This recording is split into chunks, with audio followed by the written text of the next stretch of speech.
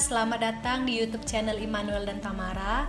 Di video kali ini saya masih akan membahas tentang gejala penyakit daripada sistem pernafasan. Di video sebelumnya saya sudah menjelaskan tentang batuk sebagai salah satu gejala daripada penyakit sistem pernafasan. Kali ini saya akan membahas tentang batuk darah. Apa itu batuk darah?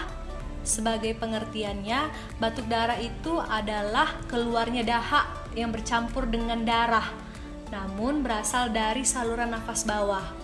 Untuk batuk darah ini kita harus hati-hati pada orang tua dan pada perokok, karena penyebab batuk darah daripada orang tua dan perokok adalah penyakit yang lebih harus kita waspadai. Kalau batuk darah, apa yang harus kamu tahu? Untuk memberikan informasi kepada dokter tentang batuk darahnya, kamu harus atau teman-teman harus tahu sudah berapa lama batuk darahnya terjadi. Misalnya sudah 1 hari kah, 2 hari kah, 1 minggu kah, gitu. Jadi memang betul-betul harus tahu sudah berapa lama batuk darahnya terjadi.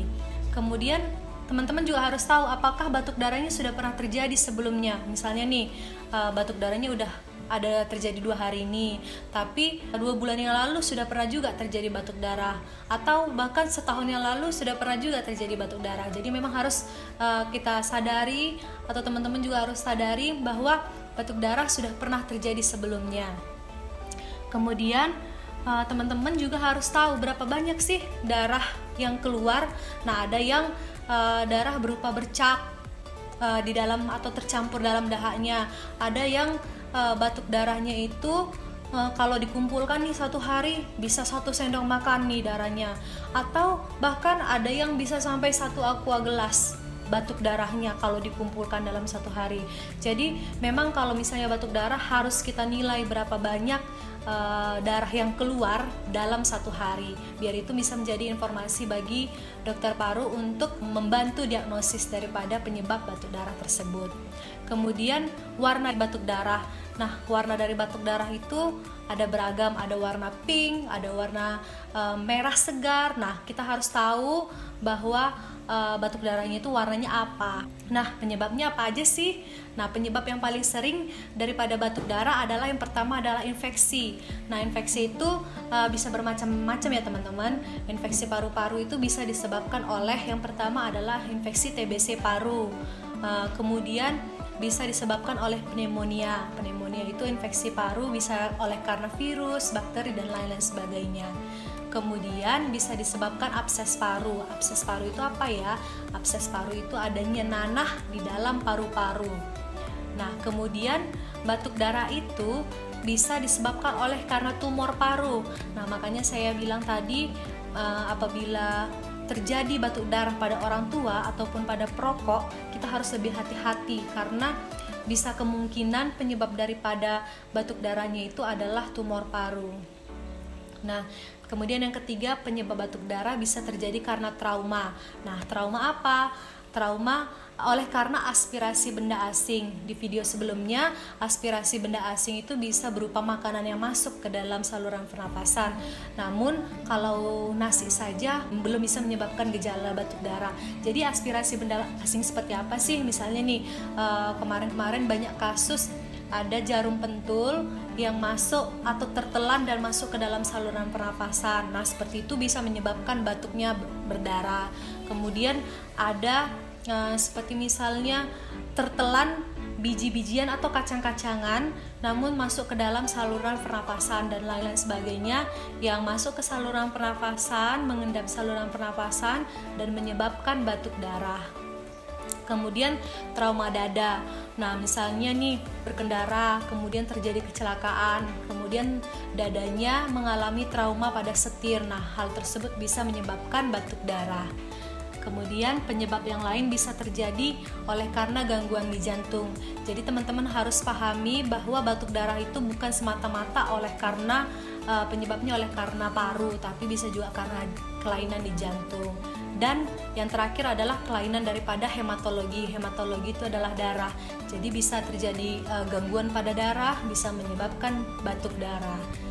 Banyak yang masih bingung batuk darah dengan muntah darah.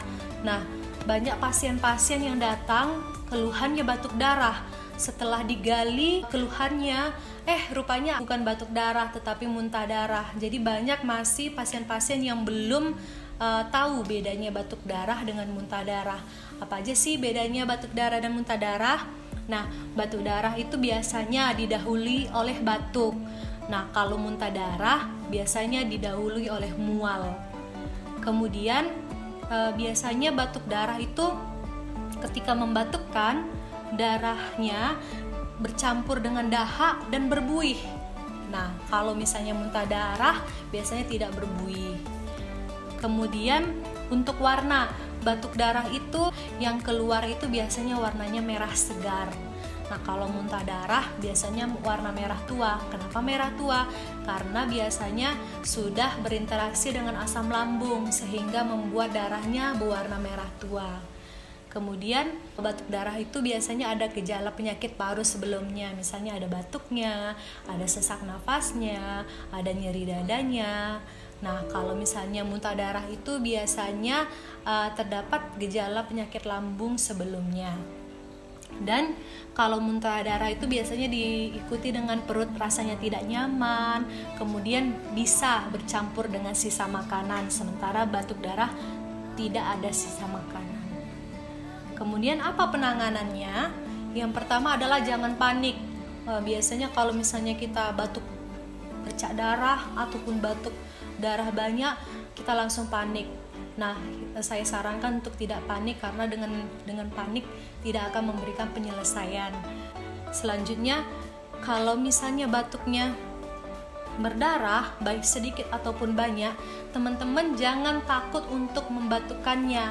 Kenapa? Karena kalau misalnya teman-teman takut untuk membatukkannya, nih misalnya kita mau membatukkannya, kemudian ditahan nih.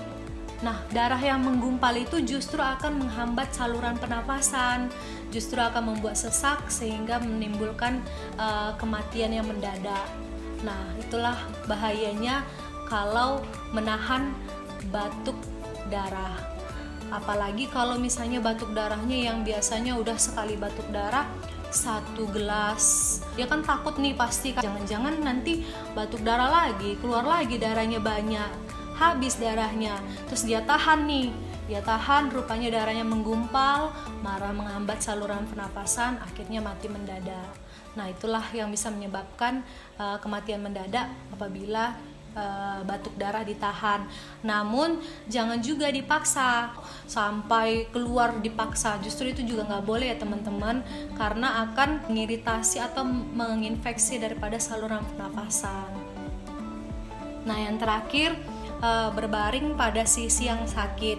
Nah, seperti yang saya bilang sebelumnya, biasanya kalau batuk darah itu sebelum-sebelumnya ada gejala saluran pernapas yang lainnya, misalnya seperti nyeri dada. Seandainya misalnya sebelum batuk darah teman-teman merasakan nyeri dada atau sakit di sebelah kiri ataupun kanan, itu artinya ada kelainan di bagian situ.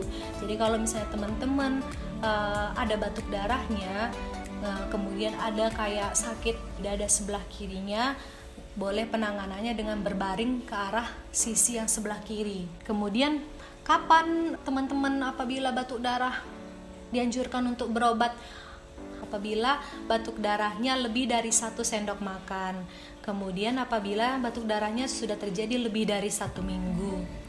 Dan apabila ada gejala pernafasan lainnya seperti batuk, sesak nafas, nyeri dada, dan lain sebagainya. Kemudian apabila batuk darahnya diikuti dengan kondisi yang lemah, dan apabila ada keluhan yang lain seperti penurunan nafsu makan dan penurunan berat badan. Sekian informasi dari saya. Semoga video ini bermanfaat buat teman-teman sekalian. Apabila ada yang ingin bertanya, boleh bertanya di kolom komentar atau langsung konsultasi ke saya melalui aplikasi Halodoc. Caranya dengan mendownload aplikasi Halodoc, kemudian pilih chat dengan dokter, lalu scroll ke bawah, kemudian pilih selebihnya, kemudian scroll ke bawah dan pilih dokter spesialis paru, dan cari nama saya, scroll ke bawah, pilih dokter Tamara Christine MCAT Paru, spesialis paru. Saya available setiap hari pukul 4 sampai pukul 6 sore. Sampai jumpa di video selanjutnya. Terima kasih.